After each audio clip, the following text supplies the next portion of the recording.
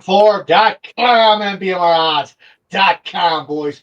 What is going on? Welcome back to episode number 93 of The Lobby. As always, each and every wonderful week, have my three excellent co-hosts here. First and foremost, Reload. What's up, buddy? Yeah, how you doing, Bobby? How's it going out there? Just still trying to stay warm here in the Northeast. I'm at the Mohegan Sun today in the sports book. A lot of action coming up this week. Very nice, very nice. That's one place, living back east for a number of years, never got up to Mohegan Sun, Foxwoods. I hear both properties are absolutely beautiful. Oh yeah, they're worlds of their own. There's there's everything under these roofs you could imagine. Even the five girls, if you wanted to pay for them after the fact, we got those five girls. We could take care of that too. Yes. Yeah, Yes. there's always something around you. It's not hard to find around here. I'm sure they are certainly not cheap, as JJ is probably well aware of. But Speaking of cheap girls, Bobby, what's going on in Vegas over there? not too much, not a lot, Sammy. Been actually chilly out here. It's been in the 30s and 40s at night. Waiting for the weather to warm up a little bit. But I'm glad I'm not back east. I just saw on Facebook Atlantic City's been getting some snow, so I'm glad I'm not back there having to deal with that. Yeah, and You this got weekend, I know Philly's going to be cold, and I know Buffalo's going to be cold. So the Northeast in January, we're getting what we're supposed to be getting. We're getting a Yes. cold spell, but not a lot of snow, at least in New York. Yes. Sammy, moving on to you. What's up with the hair today? Hair is rocking, rocking the car sale look. This is how I present myself on a day-to-day basis. Wow. Rocking the bow tie. I actually nostalgic on my Facebook time hop from 5 years ago. I had a shaved head, so I was looking at that to see if I wanted to shave my head again. Because what the good thing about my hair is, it grows back. So let's have that discussion over on your neck of the woods, Bobby. But yeah, going into we're going into divisional matchup for the NFL playoffs. We got college football on Monday. So you got a great 3-day weekend of football coming. In reference to tennis is into round 3. I've been waking up every day about 5 a.m. to watch some matches before work. Today, I was lucky. We got a match that ended at 3 a.m. Australian time, which was 10 o'clock our time. Got to watch the end of the Medvedev match. We'll get into that in a little bit. But yeah, we're right in the heart of Australian Open, right in the heart of of the NFL playoffs, getting into a little bit of March Madness is flirting right around the corner. We got sports all over the place, and let's get into talking about it. Awesome. But certainly not least, Mr. Donnie Rightside. What's up, Donnie? Feeling good. Can't wait for this weekend's divisional round action. And yes, it is cold on the East Coast. Been walking the pups today throughout the, not snow necessarily, but heavy flakes coming down. It's cold. It's that time of the year, which makes me run pitchers and catchers on the horizon. Nicer weather. It's coming around the corner here. It'll get here. That it is. But Reload, let's jump over to you for a little NBA talk. What do you got? What do you got on deck? Yeah, decent card here for Thursday NBA. Got a few picks figured out here. First one's going to be the Indiana Pacers plus 1.5 on the road at Detroit. Pacers lost at Cleveland and looking to bounce back here. I think they get the Duke tonight against Detroit. Detroit's off upset win over the Knicks. So I like the spot for the Pacers here. Also, the Portland Trailblazers plus 7 against the Clippers. So the Clippers are in a back-to-back here. They had a big blowout win yesterday. It's one of these standalone road spots. They're going to go up to Portland in the back-to-back, and then it's back to L.A. for the Lakers. So I think they might be down a notch here, and I'll take the Blazers plus the 7. I'm also looking at the Sacramento Kings -4 at home. They're facing the Rockets. Rockets have been pretty hot, but then they're Rockets just won in Denver, but now they got to go to Sac, and I think the Kings -4 are the play there. So that's 3 picks tonight. All righty, Reload. Best of luck with that action. Donnie, over to you. NBA card. What do you got? Yeah, I'd like to take the main game of the night, Cavaliers and the Thunder. Last time around, I was on the Thunder on the road when they took on the Cavaliers and they lost that game. I'm not going to back the Thunder again tonight. I'm actually going to go with the Cleveland Cavaliers, and I'll take the 2 points on the road as a short dog. And every once in a while, sometimes the NBA, you got to hold your nose and take a wager that maybe you don't love. But I think it makes some sense. The Phoenix Suns have been abysmal on the road this year. The Wizards have been abysmal all year, but at least most of their wins have come on their home court. I'm going to take the 11.5 points with the horrible Wizards as they take on the Suns. That's my action tonight. Righty, Donnie, good luck. And last but certainly not least, Sammy, over to you, NBA. What do you got? Well, we didn't do the show yesterday, so, we got to shout out the Knicks beating the 76ers, even if it wasn't overtime and, it was on the road. But, that game did happen, and the Knicks did win that game. So shout out to New York Knicks. And in reference to tonight, we're getting a rematch of the Western versus Eastern number 1 on both sides. Interesting line movement. So Cleveland was the favorite last week or 10 days ago when they beat Oklahoma City. Cleveland won at home, and they won by 7. And now Oklahoma City is at home tonight. They opened up at like -4, -5, and now it's down to -2. I haven't fully checked the injury report to see if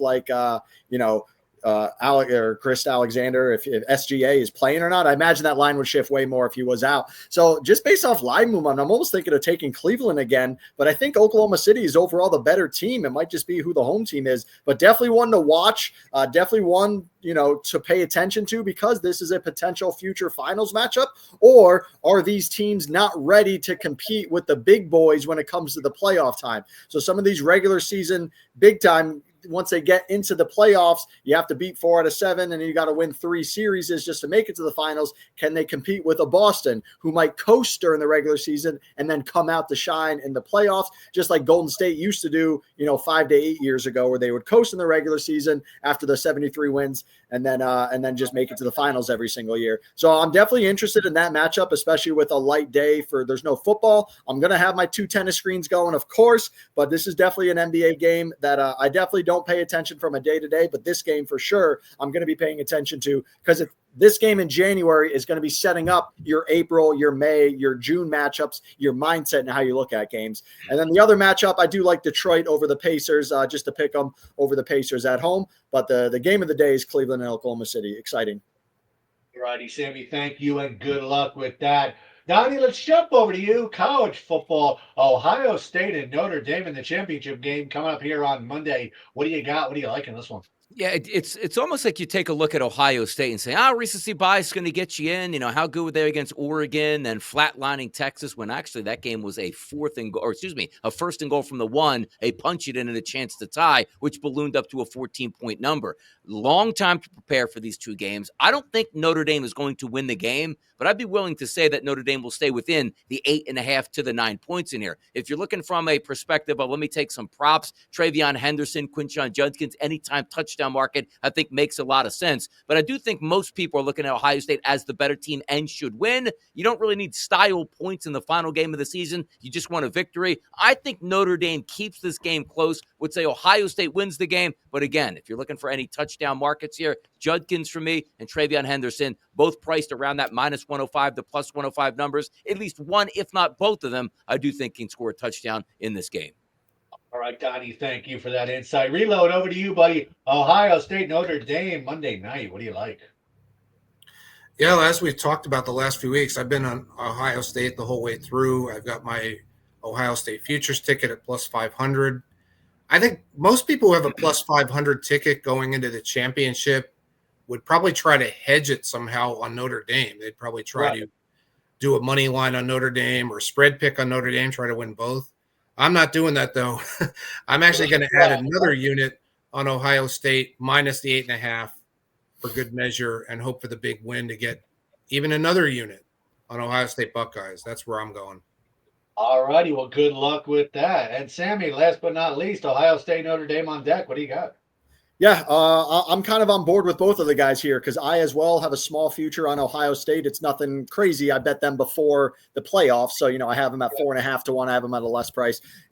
But I do agree with Donnie in reference to Notre Dame keeping the game close. But I'm kind of going to cross sports a little bit, and we're going to get into NFL obviously right next. But if you look at Ohio State money line and then you parlay it with Detroit and Detroit and Kansas City, it pays minus 120.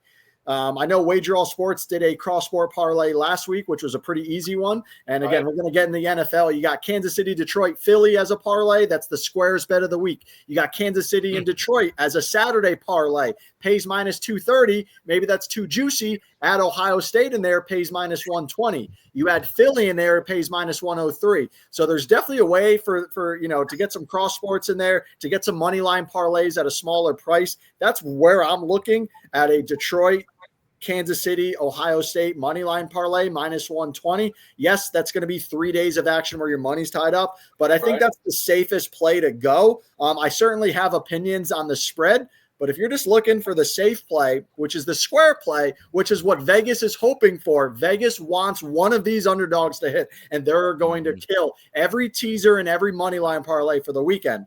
But the square sides win and all the favorites win just on the money line. I think that's going to be the way to go. And I think we should go around the table on this one as far as what Reload and Donnie think. Ohio State, Kansas City, Detroit. I know we're going to get into those games, but what do you think on that for just a money line parlay standpoint? Well, I'll tell you, money line parlays, it's like you said, Vegas, it's almost like they want everyone to do that, right? They want everyone to just jam a few money line favorites together, and it's good for action and such, but it's not my kind of betting at all. If someone likes action, it's great, and then when they blow the parlay, well, what do they do then? They're just going to bet more. They're going to bet on something else again. So that's what I pretty much think happens with all this. Hey, it's all right if you want to do it for action, but sooner or later they get blown. Tony, what do you think?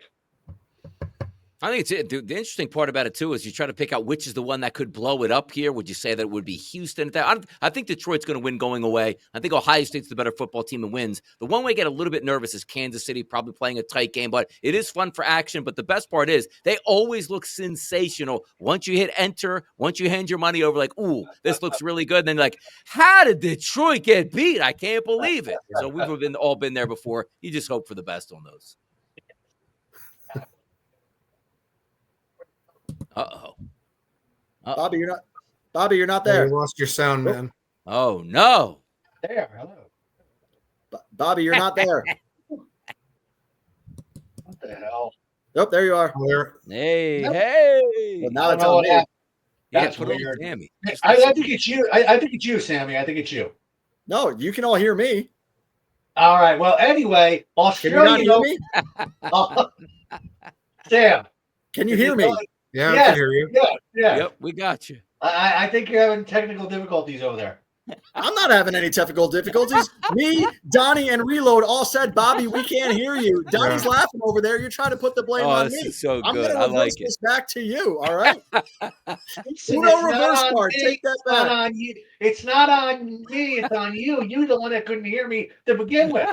Oh, okay, let's roll on me. Well, since you want the picture on me, let's talk a little Australian Open, little There you tennis go. action, because Yeah, Australian that's Open it. is hot right now. Like I talked about at the beginning of the video, it ended at 10 a.m. this morning. Now matches start at 7 o'clock Eastern Standard Time, which is 11 a.m. for the Australian time. All right, so the match ended today at 10 a.m. Wait, maybe it was closer to 11 because it was 3 a.m. when Daniel Medvedev lost in 5 sets. What an insane match that was. Definitely the latest match of the year. And then in reference to like the other majors, like the French Open, because Paris has this curfew rule because they're too pretentious for it. I hate the curfew rule, and this is the exact reason for it. And guess what? The Australian fans were still there. It wasn't a jam-packed, sold-out crowd, but there were still thousands of fans there at 2:30, 3 a.m. watching this 5-set battle, 4.5-hour match. Well worth it. So the tennis fans, when they come to watch, they come for the endurance of the match. They don't care.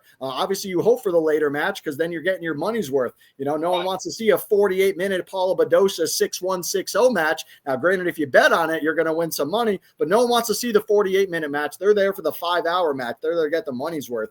And reference it tonight, I got 12 bets. I got 6 men, 6 women spread across all the action. Throughout the year, I'm 62-61, so still early on the year, minus 7.5 units. So down a little bit, but we're winning for the first few days of Australian Open. But so far, only a few major upsets. 3 top 10 men have lost. All of them, the teenagers. All 3 top 10 men have lost to teenagers, which is the next gen from the year 2000 to 2006. How young are these people? We're in year 2025. I still feel like it's in the 90s when I was growing up. And so far, only 1 woman has gone. Zhang, who was the defending finalist, lost to Sabalenka last year, so she's going to dip in the rankings. Medvedev about to dip in the rankings. But other than that, the major guys, Sinner, Alcaraz, Djokovic, Sabalenka, Coco Gauff, Iga, the top 3, the top main people have been eliminated. Medvedev, Casper Ruud, people that are there, but you don't really expect them to win. They're the people that have been upset. But check out the tennis thread. A lot of good conversation. Shout out to Dougie. I know he lost a little bit on Tiafoe, but we know he's going to work his way back. Big J, I know he's watching. JDS, JJ Gold. Appreciate all the insight and all the feedback in the tennis thread. Let's win some money.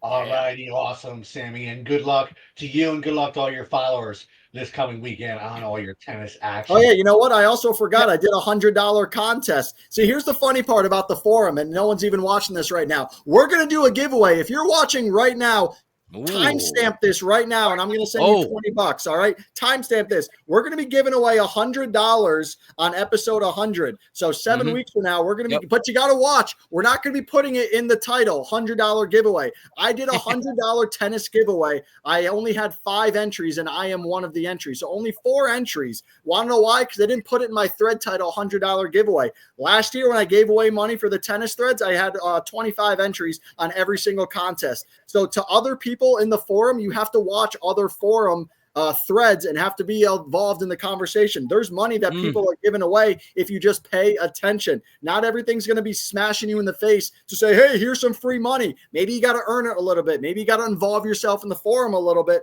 to then earn some money to get involved in some contests. So there's some contests out there as long as you're paying attention. Bang. Very good transition there, Sammy. Thank you. And good luck to everybody on your contest. Donnie, let's jump over to you. NFL divisional round this weekend. You got 4 games on deck. What do you got? Yeah, excited. Looking forward to it. Saturday, you got the games that could get away from us. 2 lines that are close to double digits, both now listed at 8.5, Houston and Kansas City, Washington and Detroit. And then Sunday gets a little bit closer. The Eagles roughly a 6-point favorite. And then you have the game of the week, the game of the year, the Baltimore Ravens and the Buffalo Bills at 1.5. If we look at Kansas City, I'm telling you, Kansas City and Houston, most people are going to say paint by numbers. You see that 8.5 number. Oh, you just got to go the Texans route here. I'm not going to buy that. Cold weather conditions, dome team going outdoors. I know Texas or the Texans aren't your normal dome team, throw it all over the place and play bad defense. They actually play very good defense, but rested on a bye. Andy Reid is the best of all time. I'm expecting a double-digit victory to go against the grain, and I'll take Kansas City. Washington and Detroit. Looks like it's probably going to be a blowout, or at least high scoring in this fashion. I think Washington has the ability to stick around. Do I want to take them with the 8.5, 9.5? No, I don't. The total of 55 seems a little bit high. But for me, if you are going to keep this game close, it's going to be on the arm and legs of Jaden Daniels. Over 1.5 touchdown passes plus 100 for Jaden Daniels makes a lot of sense to me. Amon-Ra St. Brown should have a big day. It's kind of tough to pick the running back out for the Detroit Lions because they have David Montgomery, miracle baby out here, all of a sudden completely healthy for this game, when a couple weeks ago, he was supposed to be done for the year and getting surgery. So that's a tough one, but I do think Amon-Ra St. Brown has a big day at wide receiver. Eagles and the Rams, I love the Eagles. I'm going to be rooting for him here. Maybe some weather elements, but I do think Jalen Hurts has a good game rushing and also passing. He's listed around that 249 number, 200 yards passing, 50 yards rushing, somewhere in that range. If I'm looking to take a wide receiver, it's A.J. Brown this week, who has some pretty good matchups against their cornerbacks, maybe for a touchdown, maybe for his over-receiving prop, and also longest reception prop. If we flip it over to the Buffalo Bills and the Baltimore Ravens, I like the Baltimore Ravens in this game. I agree with the line movement. It's now up to minus 1.5 at most spots as a favorite towards Baltimore, where earlier in the week when it opened up, it was a favorite towards the Buffalo Bills. If I'm looking for a player prop in this game to say, where can I hang my hat? I think Andrews at tight end for the Baltimore Ravens makes a lot of sense. And also, rushing prop for Lamar Jackson, not yards. I have him over 9.5 rushing attempts in this game, which could help if I think they're going to win. Maybe you steal a couple extra rushes on the kneel downs at the end of the game. Thank you, Donnie. Reload, over to you. Divisional round this weekend. What do you got for action? Yeah, I narrowed it down to 3 picks here. I'm starting off with the Texans plus 8.5. Donnie made some good points there. Yeah, Andy Reid with the buys and a lot of good points. A lot favoring the Chiefs, but I do think the Texans did play the Chiefs close earlier this season, not that long ago, actually in December. There were some interceptions at a couple of bad times there, so I'm going to fire the Texans plus the 8.5. And hope they have another close game here with KC. Right. Next pick, the Philadelphia Eagles. I'm going to take minus the 6.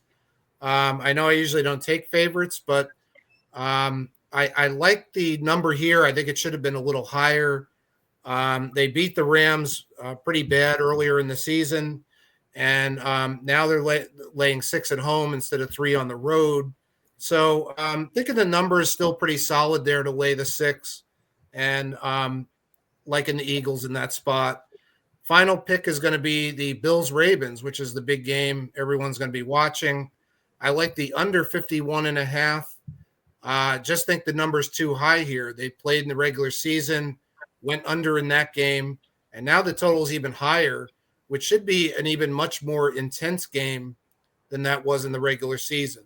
So much like we saw with Minnesota-Detroit a couple of weeks ago with that high total on a Sunday night, I think this one's too high also. We're going under 51.5. All righty, Reload. I like it. I like it. With that, good luck. Sammy, let's jump over to you. Divisional round weekend. What do you got, buddy?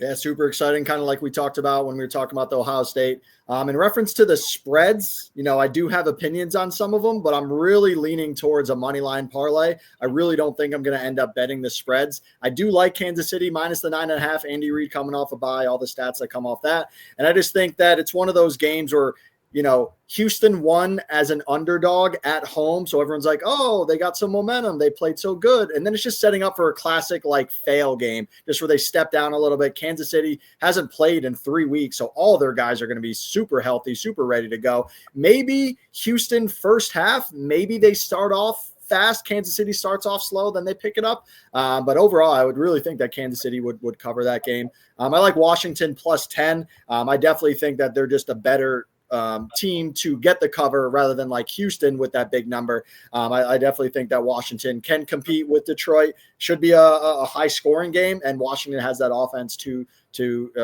keep up with Detroit, but Detroit ultimately wins that game.